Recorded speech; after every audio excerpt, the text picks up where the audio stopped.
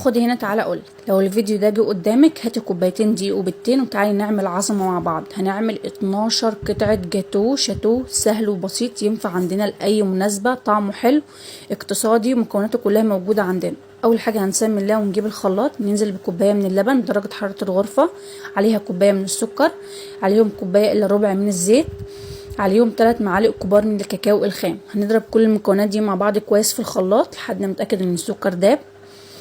هناخد كوبايه من الصوص ده نحطها في التلاجة، هنستخدمها في تزيين الجاتوه في الاخر.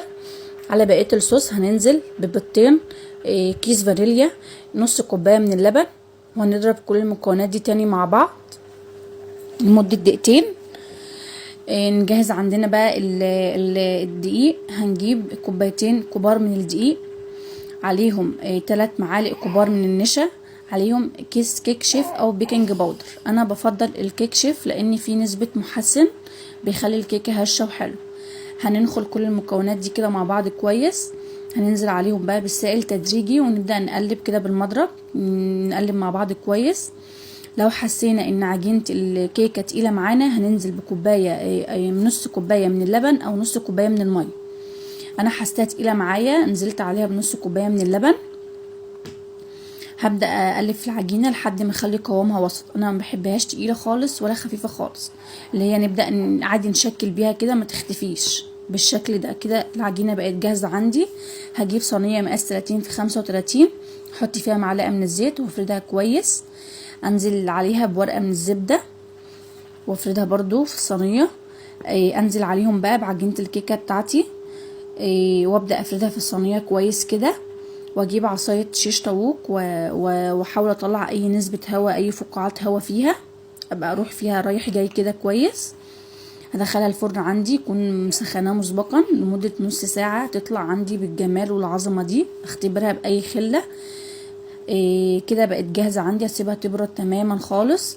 كده بردت، ابدأ اشقلبها. انا عايزة اشقلبها كده، عايزة اللي تحت يبقى فوق واللي فوق يبقى تحت.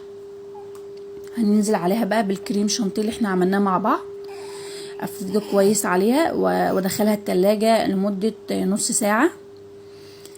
كده بقت جاهزة عندي. ابدأ بقى اطلعها عشان احط عليها الشوكولاتة. انا مستعجلة عليها بصراحة، سبتهاش غير 10 دقايق بالظبط. انزل عليها بالصوص بقى اللي احنا شلناه مع بعض. انا بحب الصوص يبقى تقيل، لو انت عايزة تخفيه خفيه بنص كوباية من اللبن، انا بحبه يبقى تقيل بصراحة. نحاول نفرد بالراحه عشان ما ندخلش الشوكولاته مع الكريم شانتيه. هنبدا بقى نسويها كده من الاجناب كويس والاطراف عشان يبقى شكلها لطيف في الاخر.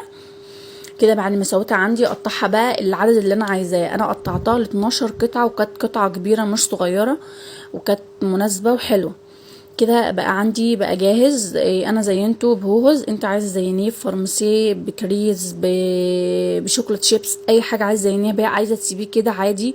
كده بقى جاهز عندي. حاجه خفيفه وسهله.